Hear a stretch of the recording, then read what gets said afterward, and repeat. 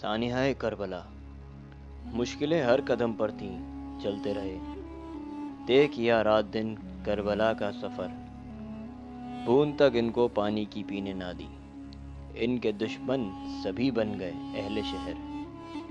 صاحب صدر، دوسرے عزیز ساتھیوں، آج مجھے ایک ایسا موضوع دیا گیا ہے جس کی نظر دنیا کی تاریخ میں نہیں ملتی۔ اس واقعے سے تو موت کو بھی پسینہ آ گیا ہوگا۔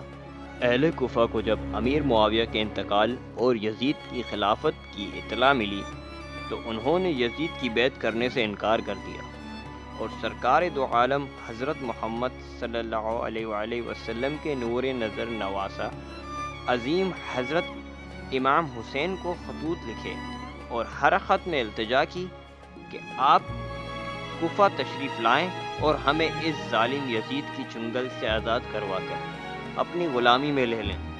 جب حضرت امام حسین کے پاس 150 خطوط پہنچ گئے تو آپ نے اہل کوفہ کو لکھ کر بھیجا، میں تمہارے مقصد سے آگاہ ہوں، میں اپنے بھائی مسلم بن عقیل کو تمہارے پاس بھیج رہا ہوں تاکہ وہ تمہاری باتوں کو سن کر اور کیفیت کو دیکھ کر مجھے صورتحال سے آگاہ کریں۔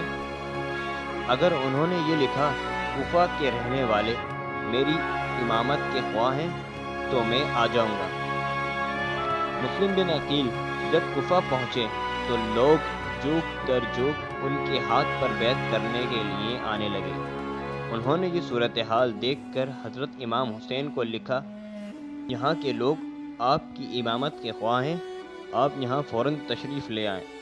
ولی کوفہ کو جب اطلاع ملی تو اس نے جامع مسجد میں لوگوں سے خطاب کرتے ہوئے کہا، تم لوگ امت میں فتنہ اور نفرت پیدا کرنے کی کوشش نہ کرو، اس کا نتیجہ تباہی اور بربادی ہے، جیسا کہ تم خود تجربہ کر چکے ہو۔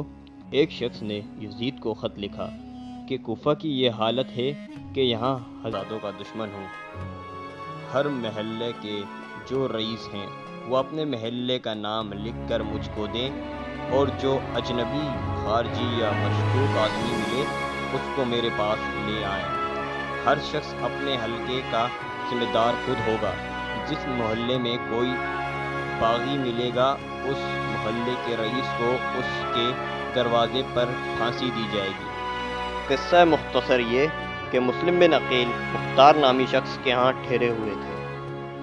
مختار سے بار بار مطالبہ کیا گیا کہ مسلم بن عقیل کو ہمارے حوالے کر دو، لیکن مختار نہ مانا اور مار کھاتا رہا۔ بالآخر مسلم بن عقیل نے نعرہ بلند کیا اور خود ہی میدان میں آ گئے۔ اس وقت ان کے ساتھ 4000 افراد تھے، مگر آہستہ آہستہ صرف 3 آدمی رہ گئے۔ ابن زیاد نے محمد بن اشعث کو مسلم بن عقیل کو گرفتار کرنے کے لیے بھیجا۔ مسلم نے ان سے کہا، میں جانتا ہوں کہ تم مجھے ایمان نہیں دے سکو گے، لیکن اگر میرا ایک کام کر دو گے تو میں تمہارا بڑا احسان مند رہوں گا، وہ یہ کہ حضرت امام حسین کو میرے حال سے آگاہ کر دینا کہ وہ یہاں ہرگز نہ آئیں، اور اگر روانہ ہو گئے ہیں تو راستے سے ہی واپس چلے جائیں۔ کوفہ والے اعتماد کے قابل نہیں ہیں، ان کے فریب میں آ کر اپنے آپ کو مصیبت میں نہ ڈالیں۔ محمد بن اشعث نے کہا کہ میں آپ کی اس فرمائش کی ضرور تعمیل کروں گا۔ چنانچہ اس نے مضمون لکھ کر قاصد روانہ کر دیا۔ ابن زیاد نے قصر کی بلندی سے حضرت مسلم بن عقیل کا سر کٹوا کر گرایا اور پھر جسم مبارک بھی لٹکا دیا۔ حضرت امام حسین نے مسلم کا خط پڑھا، لیکن مسلم بھی تو مصیبت میں گرفتار ہو چکے تھے، تو امام حسین نے کوفہ جانے کا فیصلہ ہی کر لیا۔ جب حضرت حسین رضی اللہ تعالیٰ عنہ کربلا پہنچے، یہ جمعرات کا دن تھا۔ ابن زیاد نے سعد بن ابی وقاص رضی اللہ تعالیٰ عنہ کے بیٹے کو 4000 فوج کے ساتھ حضرت حسین رضی اللہ تعالیٰ عنہ کے مقابلے کے لیے روانہ کیا۔ یہ محرم کی 3 تاریخ تھی۔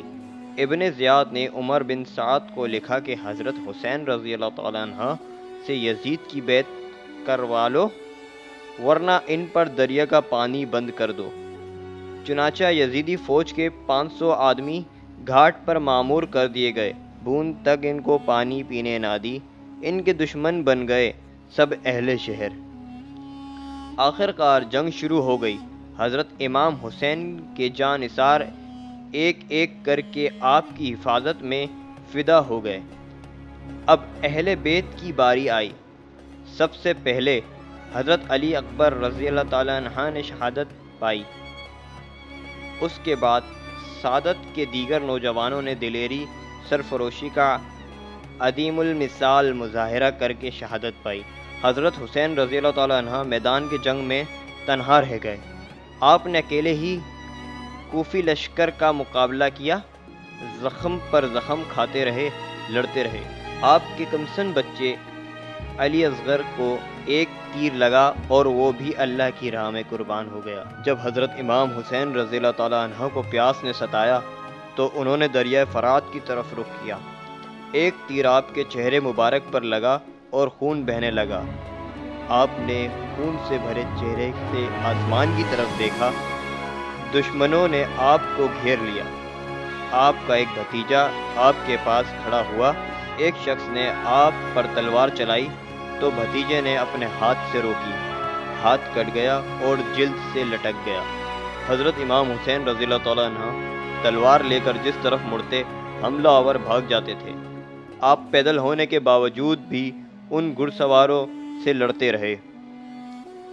آپ کے ہاتھ اور شانہ پر تلواریں پڑیں۔ ایک بدبخت نے نیزے کا وار کیا اور آپ گر پڑے۔